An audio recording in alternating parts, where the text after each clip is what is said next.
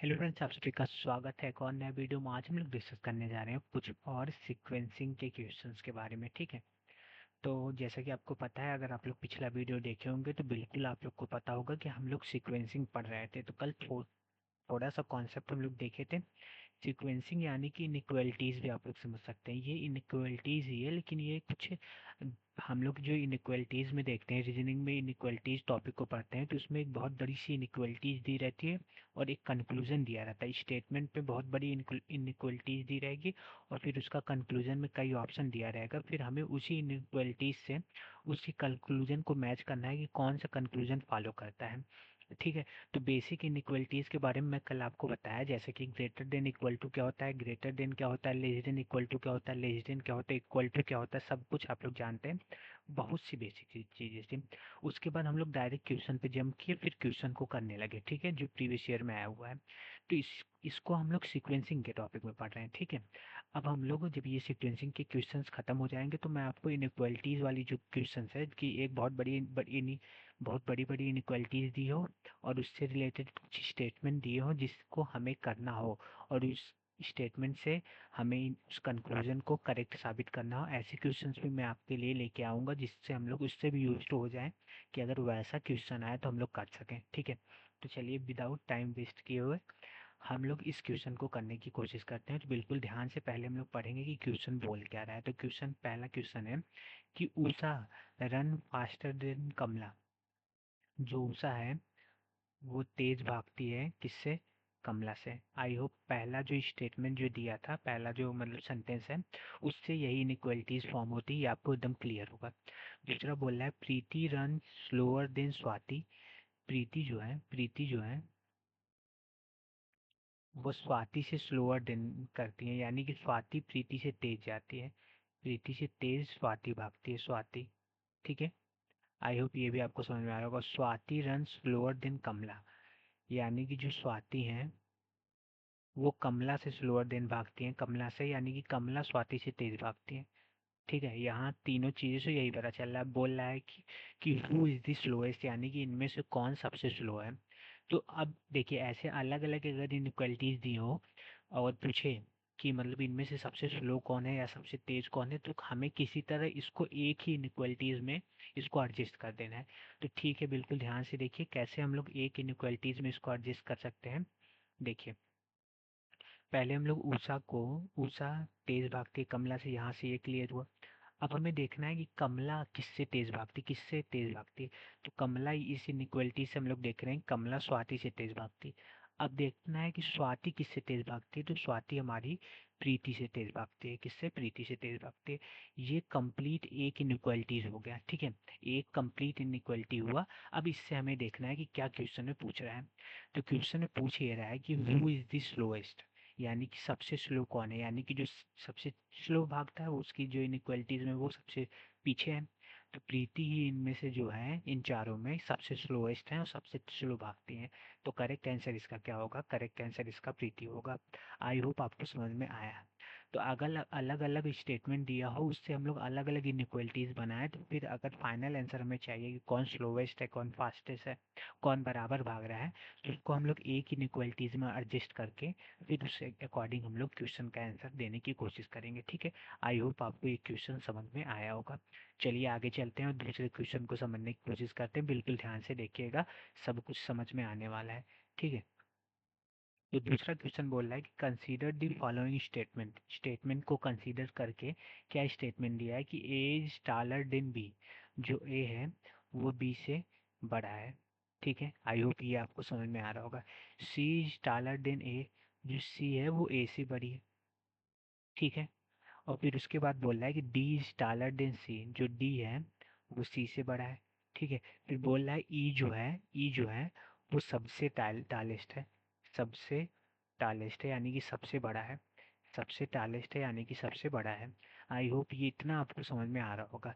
फिर से अलग अलग इनइक्वालिटीज दी है, इसीलिए इन इनइक्वालिटीज को हम लोग एक ही में एडजस्ट करेंगे।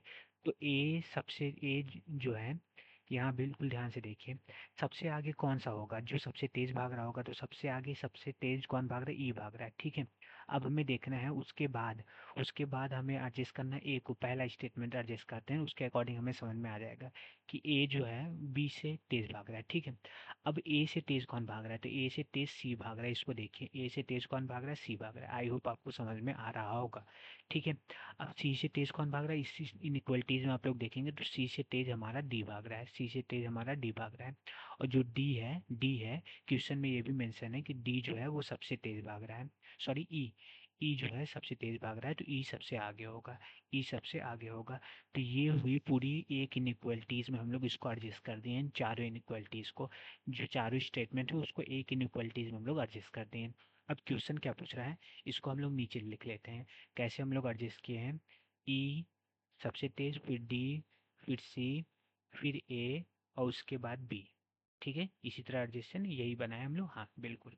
ठीक है, अब क्वेश्चन में क्या बोल रहा है कि if they are made to seat in the above order, above order यानी कि छोटे मतलब बड़े से ऑफ द हाइट, ऐसे समझिए, then who will be occupy the mid position, यानी कि they are made to seat in the above order, मतलब छोटे से बड़े, छोटे से बड़े की तरफ अगर हम लोग बढ़ेंगे कि सबसे छोटा कौन है, छोटे से बड़े की तरफ हम लोग बढ़ रहे हैं, सबसे छोटे अबव ऑर्डर में ये सबसे छोटा, उससे बड़ा, उससे बड़ा, उससे बड़ा, उससे बड़ा। ठीक है, इस ऑर्डर में अगर हम लोग बैठा है तो मिड पोजीशन में कौन होगा, मिड पोजीशन में कौन होगा, यही क्वेश्चन पूछ रहा है। इसी पोजीशन में हम लोग बैठा है और मिड पोजीशन में हमें कौन दिख रहा है, सी दिख रहा है। मिड पोजीशन में हमें कौन दिख रहा है, सी दिख रहा है। तो इसका करेक्ट आंसर क्या होगा, करेक्ट आंसर इसका सी होगा। ठीक है, करेक्ट आंसर इसका सी होगा। आई होप आपको समझ में आया। क्वेश्चन ये बोल रहा है कि जो भी इनइक्वालिटीज है उसको हम लोग को, जो भी हाइट वाला पोजीशन है उसको हमें छोटे से बड़ा यानी कि अबव ऑर्डर में, मतलब धीरे धीरे बड़ा हाइट की तरफ जाना है। तो सबसे सबसे छोटा बी, ऐसे हम लोग भी एडजस्ट कर सकते हैं, सबसे छोटा बी, फिर उसके बाद ए, फिर उसके बाद सी, फिर उसके बाद डी, और ई सबसे बड़ा। अब इसी में पूछ रहा है कि इसमें हम लोग का मिड पोजीशन में कौन सा है, इस ऑर्डर में अरेंज करने पे मिड पोजीशन में कौन आ रहा है, तो दो इधर और दो इधर, तो बीच में कौन, सी, और सी ही इसका करेक्ट आंसर है। आई होप ये भी क्वेश्चन आपको समझ में आया होगा। अब एक और क्वेश्चन की तरफ हम लोग आगे बढ़ते हैं। ठीक है, बिल्कुल ध्यान से देखिएगा, ये क्वेश्चन आपको एकदम 100% समझ में आएगा। ठीक है, तो बोल रहा है कि either A and B are of the same age और A is older than B. ठीक है, यानी कि बोल रहा है या तो ए और बी दोनों सेम एज के हैं, यानी कि उनका एज बराबर है, या तो ए जो है वो ओल्डर देन है, यानी कि ए बी से बड़ा है। तो इसके लिए कौन सी इनइक्वालिटीज हम लोग बना सकते हैं, तो एक कंडीशन में हम लोग दर्शाएंगे कि ए जो है बी से बड़ा है और बराबर भी बोल रहा है, तो इसीलिए हम लोग इसके नीचे एक लाइन खींच देंगे, इसको हम लोग बोलते हैं कि A greater than is equal to B. ठीक है, आई होप ये इनइक्वालिटीज आपको समझ में आ रही होगी। और दूसरा स्टेटमेंट कह रहा है कि either C and D are of same age, C और डी जो है वो या तो सेम एज के हैं, या जो डी है जो, वो ओल्डर देन सी है, यानी कि डी जो है वो सी से या तो बड़ा है या तो बराबर है। तो इसके लिए इनइक्वालिटीज ऐसे बनेगी। ठीक है, और तीसरा बोल रहा है कि बी इज ओल्डर देन सी, और इसमें डायरेक्टली बोल रहा है कि बी सी से बड़ा है, बी सी से बड़ा है। ठीक है, अब इस स्टेटमेंट को देख के हमें कंक्लूजन, कौन सा कंक्लूजन सही बैठ रहा है वही हम लोग बैठाएंगे। पहला स्टेटमेंट क्या बोल रहा है, पहला इनइक्वालिटी उससे हम लोग क्या निकाले हैं कि A greater than is equal to B. ठीक है, ये पहला है। दूसरा हमारा है कि D greater than is equal to C, ये दूसरा है। तीसरा है हमारा कि बी जो है वो ग्रेटर देन है, बी जो बड़ा है या बी बड़ा है सी से। ठीक है, ये तीसरा इनइक्वालिटी है। इससे हमें अब कंक्लूजन देखना है कि कौन सा कंक्लूजन इस अकॉर्डिंग करेक्ट है।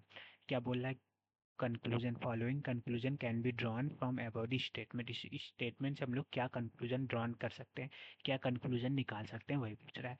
तो बिल्कुल ध्यान से देखिए, हम लोग क्या कंक्लूजन इससे निकाल सकते हैं। पहला स्टेटमेंट कह रहा है कि ए इज ओल्डर देन बी। देखिए, जो भी स्टेटमेंट कंक्लूजन होगा वो गिवन इक्वलिटीज में हमेशा करेक्ट होना चाहिए। जो ए है इज ओल्डर देन बी, क्या ए बी से बड़ा है, करेक्ट, ये तो करेक्ट है कि ए बी से बड़ा है, लेकिन एक कंडीशन में जो ए है वो बी के बराबर भी है, कभी कभी बी के बराबर भी हो सकता है। मतलब इनइक्वालिटी जो स्टेटमेंट दिया है उसमें बोला है या तो ए बराबर है बी के, या तो ए बी से बड़ा है, लेकिन इस स्टेटमेंट के कंक्लूजन में, इस कंक्लूजन में बोल रहा है कि ए इज ओल्डर देन बी, यानी कि ऐसा प्रतीत हो रहा है कि ए हमेशा बी से बड़ा ही होगा। इसमें ये नहीं बताया कि ए बी के बराबर भी हो सकता है, तो इसीलिए ये जो पहला स्टेटमेंट है, सॉरी कंक्लूजन है, ये इनकरेक्ट है। ठीक है, आई होप होप आपको समझ में आया होगा। अब दूसरा बोल रहा है कि B and D are of the same age. क्या बी और डी सेम एज के हैं? बिल्कुल नहीं। अगर हम लोग इस तरह एडजस्ट करते हैं कि ए ग्रेटर देन बी, एक ही में एडजस्ट करते हैं, और बी बी किससे बड़ा है? बी सी से बड़ा है। यहाँ से हमें ये समझ में आ रहा है, ठीक है। और सी से बड़ा कौन है? सी से बड़ा डी है, वो डी के बराबर भी हो सकता है। तो यहाँ से क्या आपको लग रहा है, बी और डी क्या बराबर हैं क्या, सेम है क्या? बिल्कुल ऐसा नहीं है, क्योंकि देखिए जब ये डी ही, ये जो डी है ये इससे सी बड़ा है, यहाँ से ये पता चल रहा है। सॉरी सॉरी सॉरी, बिल्कुल ध्यान से आप लोग देखिए, इसको ये ऐसे लिख सकते हैं। वही मैं सोचा ना क्या गड़बड़ कर रहा हूँ। तो इसको देखें, यहाँ सी से बड़ा हमारा डी दिख रहा है और सी से बराबर भी हो सकता है, लेकिन यहाँ अगर सी के बराबर भी होगा अगर ये, तो सी बी के बराबर होना चाहिए, तभी इसके बराबर होगा, ठीक है। सी जो है वो बी के बराबर है, लेकिन यहाँ जो है सी से जो बड़ा है बी, तो यानी कि जो भी ये संख्या होगी वो बी और डी बराबर नहीं होगी। बिल्कुल ध्यान से आप लोग देखिए, यहाँ से आपको क्लियर होगा। ये जो दूसरा स्टेटमेंट बोल रहा है कि जो बी है और डी है वो सेम एज के हैं। बी और डी सेम एज के कैसे नहीं हो सकते, मैं आपको बता रहा हूँ। क्योंकि यहाँ देखिए, यहाँ से आप लोग एक कंडीशन निकाल सकते हैं कि सी जो है वो डी के बराबर हो सकता है एक कंडीशन में, ठीक है। इसी को हम लोग रखते हैं। तो इसके अकॉर्डिंग जो हमारा क्या है, अगर बी डी के बराबर होता तो B greater than is equal to C होना चाहिए था, लेकिन यहाँ कुछ नहीं है। जब बी सी के बराबर नहीं है तो कैसे हम लोग बोल सकते हैं कि बी डी के बराबर होगा, ठीक है। तो आई होप आपको यहाँ से समझ में आ रहा होगा कि दूसरा स्टेटमेंट भी जो है, कंक्लूजन जो है वो इनकरेक्ट है, ठीक है। तीसरा बोल रहा है कि डी इज ओल्डर देन सी। क्या डी सी से बड़ा है? बिल्कुल सी से बड़ा है, लेकिन डी सी के बराबर भी है यार। दूसरा इनइक्वलिटीज आप लोग देखिए, इससे आपको समझ में आएगा। तो यानी कि ये भी इनकरेक्ट है, ठीक है। अब क्या बोल रहा है कि ए इज ओल्डर देन सी। जो ए है वो सी से बड़ा है। बिल्कुल ए जो है सी से बड़ा है। आप लोग यहाँ इनइक्वलिटीज में देख सकते हैं कि ए जो है सी से बड़ा है, बराबर नहीं है, लेकिन ए सी से बड़ा है, ठीक है। आई होप आपको समझ में आ रहा होगा कि इसमें कैसे डी जो है करेक्ट आंसर, इसमें कैसे डी हमारा करेक्ट आंसर है। आई होप आपको ये जो सीक्वेंसिंग का क्वेश्चन था इनइक्वलिटीज से होते हुए, हम लोग इसको अच्छे से लगाए हैं, और सारे क्वेश्चन आपको एकदम क्रिस्टल क्लियर होंगे, ठीक है। थोड़ा सा भी कंफ्यूजन होगा तो आप लोग कमेंट जरूर कर सकते हैं। सारे पीवाईक्यूज हम लोग लगा रहे हैं। जल्द ही आप लोग के लिए हम शॉर्ट्स में या लॉन्ग वीडियो में ही जो इम्पोर्टेंट मैं तो ऐसे गेस नहीं कर सकता क्योंकि हम भी पढ़ ही रहे हैं, लेकिन जो भी पूरा पीवाईक्यू के बेस पे जो भी टॉपिक रिपीटेड है यहाँ इसमें, पॉलिटी में या जियोग्राफी में, जो जो इम्पोर्टेंट टॉपिक्स हैं उसके रिलेटेड पीवाईक्यूज, या तो वो टॉपिक मैं आपको अलग अलग करके उसको मैं आपको बता दूंगा एक वीडियो में, ठीक है। तो वीडियो को देखते रहिए, चैनल पे बने रहिए, जिससे और भी इम्पोर्टेंट चीज़ें आपको मिलती रहें, ठीक है। पूरे सहयोग से चैनल आगे चलने वाला है, तो इसीलिए सहयोग बनाए रखिए और बिल्कुल ध्यान से पढ़िए। कंटेंट बिल्कुल क्लियर आपको दिया जा रहा है, ठीक है। तो आई होप आपको वीडियो अच्छा लगा होगा। तो आज के लिए इतना ही, कल मिलते हैं एक और नए वीडियो के साथ। धन्यवाद।